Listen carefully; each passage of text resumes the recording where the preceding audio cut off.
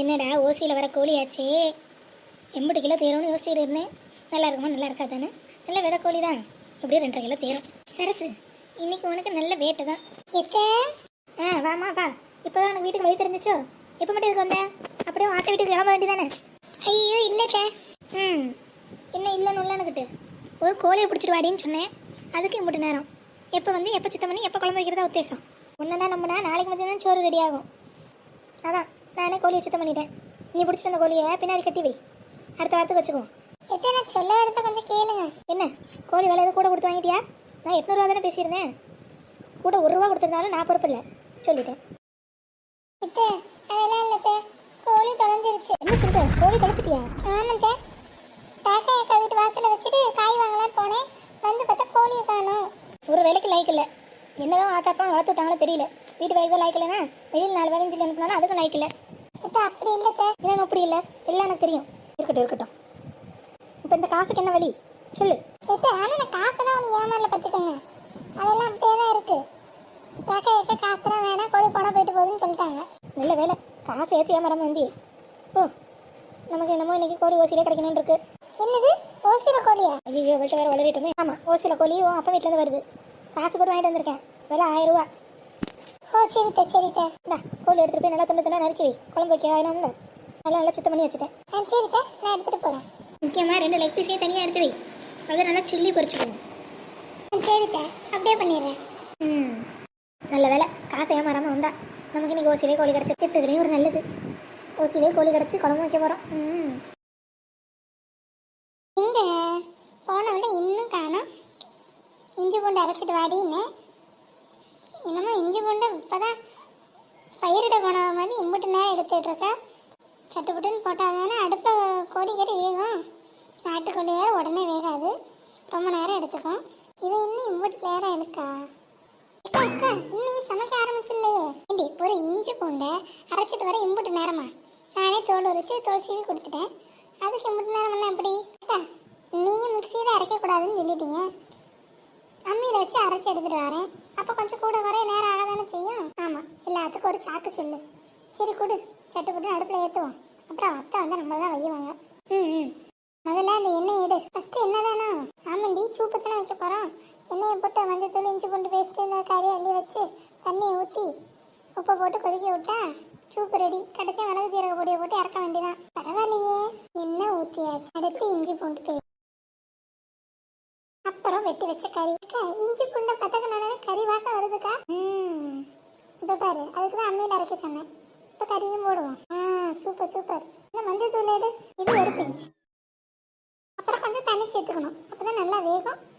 ஏக்கா தண்ணி எம்பிட்டு ஊற்றணும்? தண்ணியும் உப்பு தேவைக்கு ஏற்ற மாதிரி ஊற்றிக்கணுமா? எத்தனை பேருக்கு சூப் எடுக்கணுமோ அதுக்கேற்ற மாதிரி தண்ணி ஊற்றிக்கணும். ஓ அம்பிட்டு தானே, சூப்பு ரெடியா? ஆமாம். வெங்காயம் தக்காளி சேர்க்கலாம் இல்லை குழம்புக்கு வதக்கி வச்சு அரைச்சாலும் சரிதான்.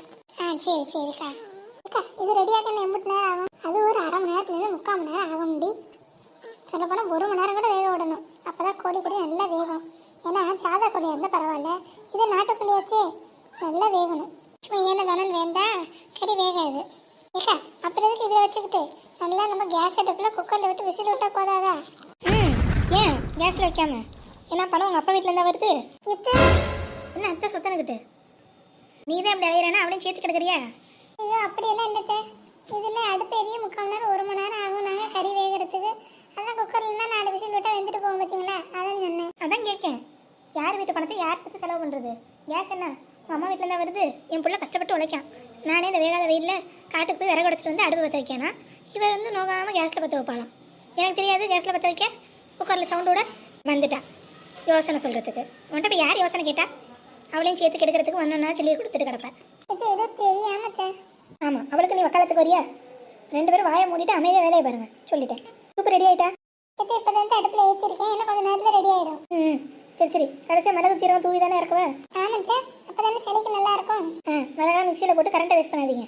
மிளகு ஜீரகத்தை நல்லா அம்மியில் வச்சு நல்லா பொடியாக நறுக்கி அப்புறமா அதை குழம்புல தூவி விடுங்க. அப்போ தான் சூப்பு நல்லா இருக்கும். சரிக்கா. இன்னும்மா உன் வாயிலேருந்து ஒரு சத்தமும் வரல, அப்படி நின்றுட்டா இருக்காத உத்தேசமா? மிளகு ஜீரகத்தை எடுத்துகிட்டு போய் நுணுக்கி எடுத்துகிட்டு வா. நானா இப்போ தான் இஞ்சி பூண்டு பேஸ்ட்டு நான் அரைச்சிட்டு வந்தேன் அம்மிக்கல்ல. எல்லாம் அம்மிக்கல்ல அரைச்சாதான் உடம்புக்கு நல்லது. போய் அரைச்சி எடுத்துகிட்டு வா. சரி வாயில சொன்னால் போதுமா? மசம் நின்றுக்கிட்டு போய் வேலையை பாரு. நீ எதுக்கு வாய வரது நிற்க வாயிலேயே போகிறதுக்கு வாய மூடு. அவள் பேசுகிறான்னு கேட்டு நீ பாட்டு கேஸை பற்ற வச்சிடாத. கேஸ் 1000 ரூபா விற்கிது. என் பையன் ஓயாமல் பாப்பாக்கெல்லாம் கண் முடிச்சு சம்பாதிக்கான். நீ பாட்டு ஒரு வெட்டியே செலவு பண்ண தெரியாத. 4 வர உடச்சி அடுப்பை பற்ற வச்சா சமையல் முடிஞ்சு பார்த்துருங்க. சரிக்கா. விட்டுன்னு சுப்பு இறக்கி எனக்கு கொண்டு வந்து கொடு. தீத்து குழம்பு வேறு வைக்கணும்ல. என் மதியம் பையன் சாப்பிட்ட வீட்டுக்கு வந்துடுவான். நீ பாட்டுக்கு நேரம் கடத்திட்டு கிடக்காது சொல்லிட்டேன். இப்போ தேவையில்லாமல் ஒரு வார்த்தை சொன்னதுக்கு இந்த கிழவி நமக்கு 1 மணி நேரம் கிளாஸ் எடுத்துகிட்டு போகுது.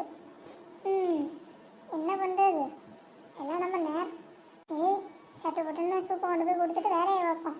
இல்லை அதுக்கும் சேர்த்து இந்த கிழவி நமக்கு தான் என்ன 2 மணி நேரம் சேர்த்து கிளாஸ் எடுக்கும். நமக்கு தேவையா?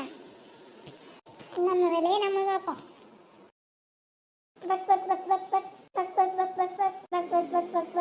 என்ன இது ராக்கையக்கா மாதிரி இருக்கு? எனக்கு தானே பேசிட்டு வராங்க. என்னன்னு கேட்போம். ராக்கையக்கா இங்கே இரு ஒத்தரசா வாரேன். இங்கே வாங்க சொல்லு ஒத்தரசா, என்ன விஷயமா கூப்பிட்ட? எனக்கு வேலை இருக்கு சொல்லு. ஏக்கா ஏக்கா ஆள் ஒரு மாதிரி இருக்கீங்க, முகம்லாம் வாடி இருக்கு, தனக்கு தானே வேற பேசிட்டு வந்தீங்க, என்ன விஷயம்? இந்த சோக கதையை நீ ஏமா கேட்க? என்னாச்சுன்னு சொல்லுங்கக்கா. அது ஒன்றும் இல்லை ஒத்தரசா, நம்ம வீட்டில் இருக்க கோழி இருக்கு பார்த்தியா? ஆமாம் நம்ம வீட்டில் தான் நிறைய கோழி இருக்கே. அதில் ஒரு வெடை கோழிமா, ஆனால் 2-2.5 கிலோ தேரும், நல்லா வளர்ந்து நின்றுச்சு.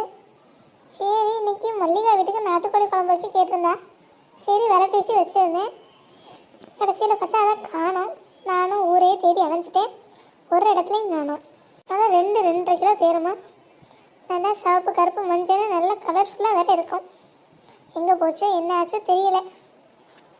ஒருவேளை இது அதுவாக இருக்குமோ? அக்கா எப்படி இருக்குன்னு சொன்னீங்க? நல்லா கருப்பு சிவப்பு கலந்து கொஞ்சம் மஞ்சளும் கலந்த மாதிரி இருக்குமா? பாரு தீனி பொறுக்கிக்கிட்டே கிடக்கும். அப்போ அதுவே தான். ஓஹோ, மருமகள்கிட்ட மிஸ் ஆகி மாமியார்கிட்ட சிக்கிருச்சா அந்த கோழி. சரி ஒத்தரசா, நான் போய் கோழியை தேடுறேன் வாரேன். அக்கா நீங்கள் தேட வேண்டிய இடம் ரோட் கிடையாது, ஊர் கிடையாது, மல்லிகா அக்கா வீடு தான். அவள்கிட்ட தான் நான் கோழியை கொடுக்கவே இல்லையே, அவள் எடுத்துகிட்டு போகிறதுக்குள்ளே காணோம். அக்கா நான் சொல்கிறேன், நம்ம தப்பாக எடுத்துக்காதீங்க. நான் வர வழியில் இப்போ தான் மல்லிகா அக்காவோட மாமியாரை பார்த்தேன். அவங்க கையில் நீங்கள் சொன்ன மாதிரியே ஒரு கோழி இருந்துச்சு. ஆனால் அதை விலைக்கு வாங்கிட்டு வந்ததாக சொன்னாங்க. அதான் எனக்கு ஒன்றும் புரியலை. உங்களுக்கு ஏதாவது புரிய வருதா? என்ன சொல்கிறேன் அக்கா, நீங்கள் கோவப்படுவீங்க, சொல்லவே மாட்டேன். நீங்கள் போய் நேராக புசுக்குன்னு நான் தான் சொன்னேன்னு கேட்டுக்கிட்டு போடாதீங்க கோவத்தில். நான் ஒன்றும் சொல்ல மாட்டேன், என்னன்னு மட்டும் சொல்லு. இல்லைக்கா நான் வீட்டுக்கு வந்துட்டு இருந்த நேரம் பார்த்தேன், மல்லிகாக்கா மாமியார் கையில் ஒரு கோழியோட விறகு வெட்டிக்கிட்டு வீட்டுக்கு போயிட்டு இருந்தாங்க. அது நீங்கள் சொன்ன சாயலில் தான் இருந்துச்சு. எப்படி நீங்கள் சொன்ன மாதிரியே ஒரு 2.5 கிலோ 3 கிலோ தேரும், நல்லா பெட்ட கோழியாக வேறு இருந்துச்சு. ஓஹோ, குடும்பமாக சேர்ந்து என்னை ஏமாறலன்னு முடிவு பண்ணிட்டாருங்க. மருமகள்கிட்ட வாங்க சொல்கிற மாதிரி வாங்க சொல்லிவிட்டு இந்த பக்கம் நம்ம கோழியை கொடுத்தோன்னே மாமியார் கை திருடிட்டு போயிட்டு மருமக காணுன்னு புலம்பிட்டு கிடக்கா. அங்கே வீட்டில் எனக்கு தெரியாமல் கோழிக்கறி குழம்பு நடந்துக்கிட்டு கிடக்கு. இதில் யார் இழிச்சவா ஏற்கிறாளுங்க? நான் இவளுகளுக்கு நல்லது நினச்சி ரூபாய் ஒன்றும் வேணான்னு சொன்னேன். இன்றைக்கி இருக்கு அவளுகளுக்கு. ஏக்கா கோவத்தில் போய் கோழி எதுவும் பிடிக்கிட்டு வந்துடாதீங்க. ஆமாம் இந்நேரத்துக்கு கோழியை பிடுங்குறாங்க, இந்நேரம் அவளுக்கு குழம்பே வச்சுருப்பாளுங்க. போய் ரூபாயை வாங்கிட்டு வரட்டேன். என் பேர் ராக்காய் இல்லை. ஐயோ இந்த அக்கா வேறு கோபம் போகிறாங்க. மதிய சாப்பாட்டுக்கு மல்லிகா வீட்டுக்கு தான் போகலான் இருந்தோம். இவங்க வேறு நம்ம பேரை சொல்லிடக்கூடாது. ஏக்கா இந்த விஷயத்த நான் தான் சொன்னேன்னு சொல்லிடாதீங்க. நீ ஒன்றும் கவலைப்படாத, நான் எனக்கு நல்லது பண்ணவங்களுக்கு எப்போவுமே கெடுதல் பண்ண மாட்டேன். இன்றைக்கி ஒரு நல்ல ஷோ இருக்குது. சரி சட்டுப்புட்டுன்னு கதவை சாத்திட்டு நம்மளும் கிளம்பி போவோம். அங்கே என்ன கூத்து நடக்குதுன்னு பார்த்துட்டு 2 பேரும் சாப்பிட்டுட்டு வருவோம்.